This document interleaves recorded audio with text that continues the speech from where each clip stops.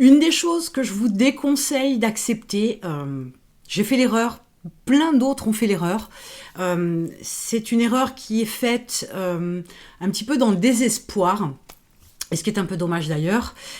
Cette erreur-là, je vous conseille vraiment vivement de ne pas la faire, parce que tous les effets négatifs que vous allez en retirer sont bien plus importants que l'argent que vous allez en récupérer. Cette erreur-là, c'est le fait d'accepter de travailler pour un client, ou d'avoir à lui fournir de la marchandise, peu importe, mais c'est de travailler avec un client qui est pénible. Vous savez, on rencontre tout un tas de clients qui achètent produits, prestations, peu importe, qui vont recevoir leurs produits et il ne va pas y avoir souci et il ne va pas y avoir d'avis négatif. Il y en a de temps en temps, bien évidemment. Avec cela, donc ces clients-là, c'est une grande majorité, il n'y a aucun souci, ça roule tout seul, ça fait sa petite vie, dirons-nous. Et puis, vous avez un pourcentage de clients un peu plus compliqués. C'est des clients qui vont vous poser tout un tas de questions avant l'achat. C'est des clients qui vont chipoter parce qu'il y a 12 ou 24 heures de retard sur la livraison. Ce sont des clients qui vont chipoter parce que le produit était mal fermé, le carton d'emballage qu'ils vont jeter était abîmé. Alors, quelquefois, je peux comprendre que ça a un intérêt, le carton d'emballage, mais des fois, pas du tout. Hein. Je ne parle pas du carton pour l'expédition, hein, je parle du produit emballé dans son packaging. Et il y a des clients qui vont vouloir un moyen de paiement particulier que vous ne proposez pas, et vous avez le droit de ne pas proposer tous les moyens de paiement non plus, et vous avez le droit de refuser un mode de paiement, bien évidemment. Il y a des clients qui vont vouloir aussi un mode de livraison différent de ce que vous proposez. Pour les marchandises, par exemple, ils voudront un point relais alors que vous ne faites pas, c'est un exemple. Si on parle, par exemple, de la prestation de service, ils vont vouloir une date de livraison ou un délai de livraison plus court ou plus long. Bref, il y a ce genre de clients. Et puis, il y a encore un troisième type de client qui, lui, arrive un petit peu avec cette démarche-là de « c'est moi le client, c'est moi le roi, je demande, vous devez me donner ». Ce sont des clients qui chipotent sur tous les points de détail. Ce sont des clients qui vous mettent un peu la pression en vous disant « mais de toute façon, si c'est pas ça, je prends pas ». Ce sont des clients qui ont tendance à, avec finesse des fois, et quelquefois avec des gros sabots, à vous faire grimper la facture et puis à vous demander une ristourne. Donc, il y a tout un tas comme ça de choses vraiment où l'approche est poussée, chipotée, négociée, imposée, etc. Et ben c'est ce type de client-là que je ne veux pas que vous preniez. Parce que ce type de client-là, il vous a mis la pression, il vous a mis le couteau sous la gorge, il vous a imposé des choses.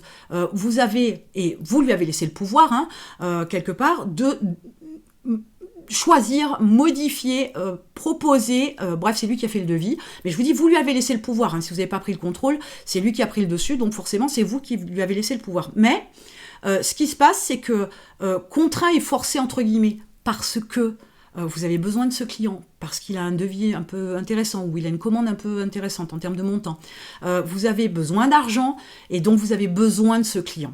Le problème, c'est que, voilà, parce que vous avez besoin d'argent, vous êtes prêt à tous les sacrifices, vous êtes prêt à tous les compromis, vous êtes prêt à sacrifier tout un tas de choses, et notamment votre bien-être, et notamment votre estime de vous, et notamment votre confiance en vous.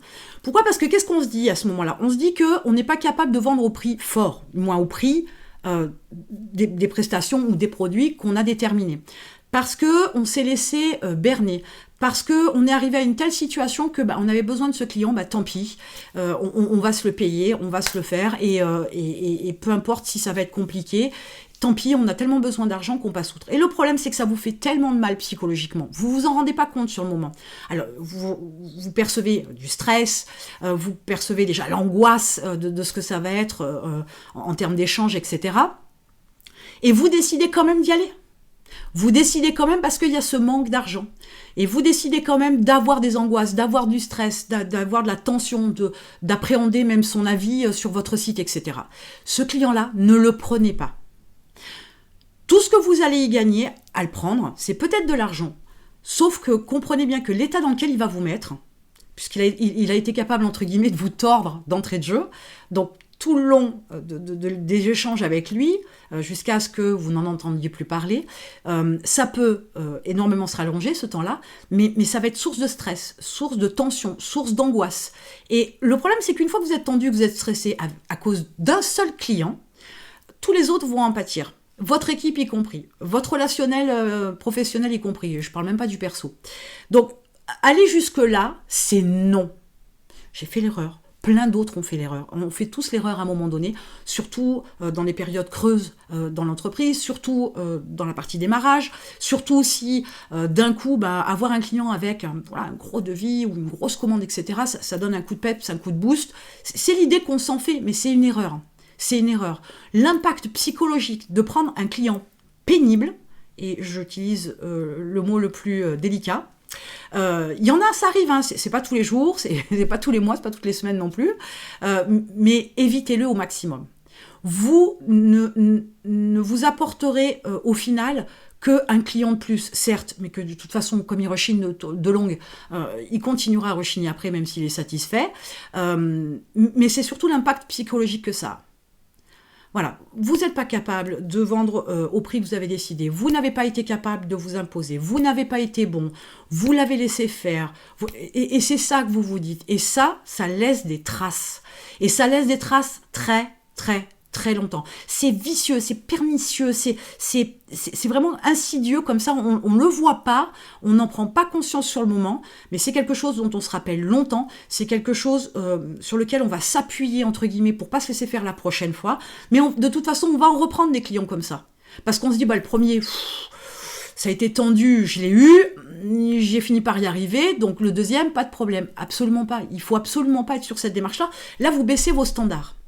Ne le prenez pas, vous en aurez 10 autres parce que vous serez détendu, zen, etc., souriant, avenant, à l'écoute, à rebondir sur chaque argument assez facilement, etc.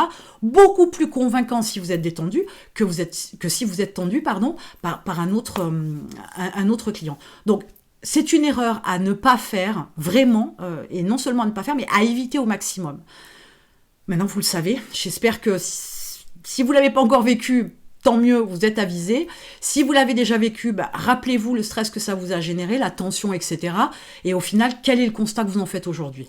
Pour pouvoir travailler votre mindset, vous avez un lien dans la description avec un challenge de 7 jours pour pouvoir travailler sur certains de vos blocages, les conscientiser et agir en conséquence pour pouvoir vous aider à développer votre entreprise. Cliquez dessus, effectuez le challenge, il y a un petit bonus dedans, je ne vous en dis pas plus, et abonnez-vous.